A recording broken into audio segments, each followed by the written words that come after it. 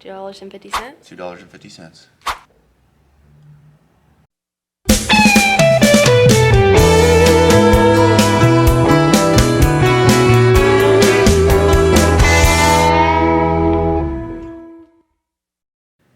What's up, metalheads? Welcome back to Monster Coin here. We are going to talk steel cents, kind of a little springboard off of our last video on the Lincoln cent. We didn't talk too much about steel cents at that time.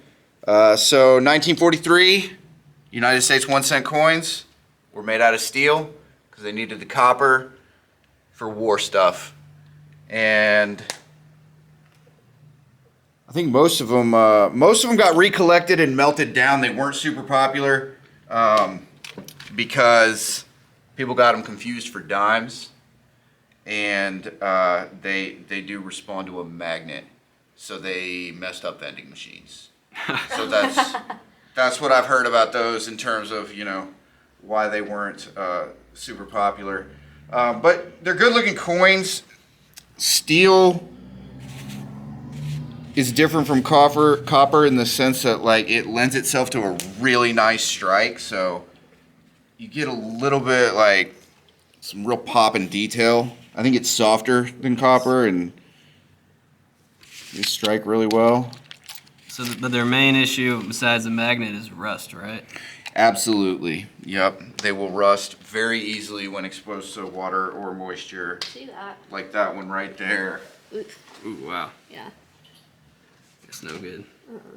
And It's like it's trying to be a regular penny. one thing that, you know, the 1943 copper is one of those rare, like, you know, super rare American coins, very, like 20 known or something, and sold for millions of dollars at auction. And people will plate these sometimes in copper to Try to pass them off. you know, I don't know. I wouldn't, if somebody came in here with a copper 43, the first thing I would do is hold a magnet over it, and Whoa. and then, you know, you would know pretty quick if it was. But if somebody has a 43 copper that's not responding to a magnet, you're gonna want to have it put in a holder, certified before you buy it. Don't let them leave. Yeah. So. Nice. My intrusive thoughts one. I'm sorry I had to. See how. Oh my jeez, it's so strong. These are our. These ones here are uncirculated. They don't seem like they have any wear. They've obviously been mishandled because you can see where the fingerprints have come out. So can you like spin these? Like if I took this out right now, well, one, you were talking about people mistaking them as dimes, but if I wanted to spend this as 1 cent, It's legal tender. Yes.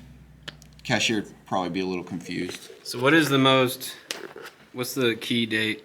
I guess there's only one date, but what's the one everybody's looking for? Aside from the copper, there's not really. I guess if you're really looking for one for your collection, you want to get a really nice high grade one. Okay. You know, I think you could probably buy one of these, like a regular circulated one, you should be able to buy for like 50 cents or less. And then these here that have their original luster and no wear, looking uncirculated, that's probably a $3 coin. Okay. You'd be able to buy that. And then if you wanted to buy one certified in like a 64 or 65 holder, I don't know off the top of my head, but I would guess 50 to 60 bucks. So, just for this video, I pulled this up here. So this is that's an MS68, and this was sold December 16th, 2021 through Legend Rare Coin Auctions for $4,465. Wow. So that's 68 out of a perfect 70, and you can see that brought some serious money. Now, if you look at the 68 plus here, and auctions, you know, they're always this 68 plus, 2 known. That one brought $33.6 thousand. That's insane. And that was through Stax Bowers. And Stax Bowers is a very well-known auction house. So why is the steel penny so like high value? just in that grade, it's nearly perfect.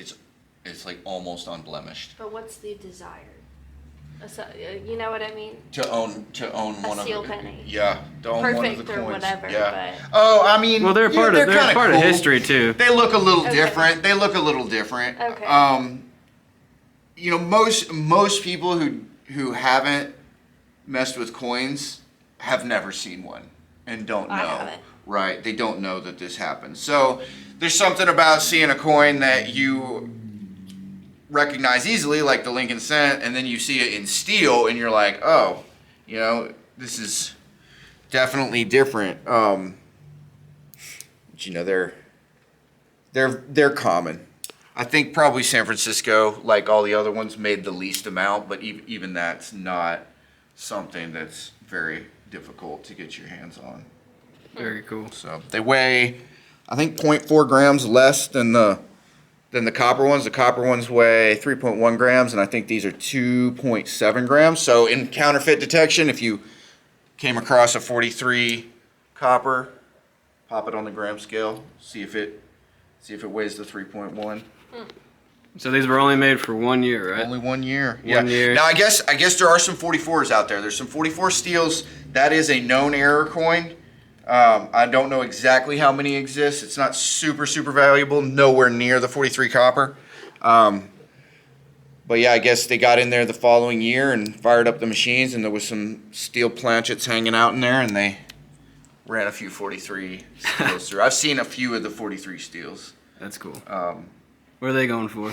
Let's find out. Let's see what we can buy one for. There's probably one on eBay right now.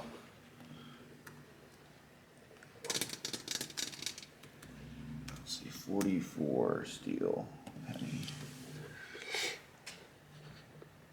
Okay, so this guy wants 180,000. Damn. That's insane. So you could buy that in 64 for 184,000. That's a lot of money, I think. So there's no sold.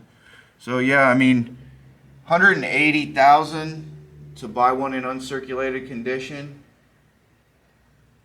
This one apparently, now see, that one's not certified, so I would be cautious of that one. Yeah. But I mean, I guess 180,000 for the 44 error is a good bit less than $1 million, which is probably where you'd start talking about a 43 copper. That's so insane to me. Pennies. Yeah, Yep. there you have it. Go through your change, ladies and gentlemen. Make sure you don't think this is a dime sitting in your jar. Right now, I'm like questioning all my previous life decisions. Did I spend 1 cent as 10 cents and just had no idea and just, Yeah. you know? Imagine how many Questioning silver everything. quarters you spent on soda or something. Right. I don't even want to think about it. I don't want to think about it either. It hurts my head, honestly. At least we figured it out now. Yep. All right, so is there anything on here you want? You want to get one of these and throw it in your collection? Yeah, I guess there's not really anything different about them except like quality or whatever, right? They're all the same year. Yep. Quality.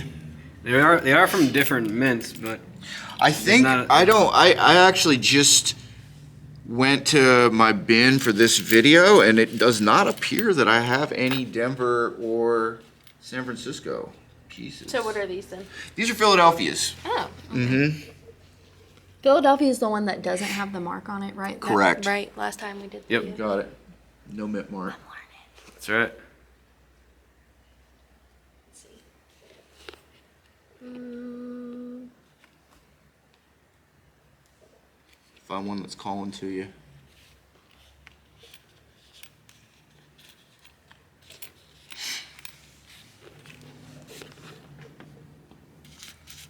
does he have a tie on? Little bow tie? Yeah. Yeah? I never noticed that. Oh yeah, Lincoln always dressed up, right? Mm-hmm. You can tell in the steel, I guess. Never noticed that on an actual pen. Right. That goes back to that those nice strikes. It kind of brings out the detail. I think the color lets the detail pop a little bit more than the copper. Dum dum Dun, dum dum. dun, dun, dun.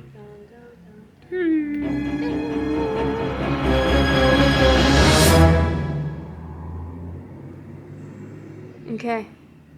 Did you find it? think this is it.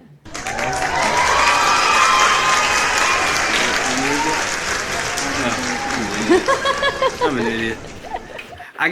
It's hard to stay focused looking through the camera. Cool. Okay, so for this 1 cent, I can give you 1 cent, yeah? Oh no, that's not gonna work. So,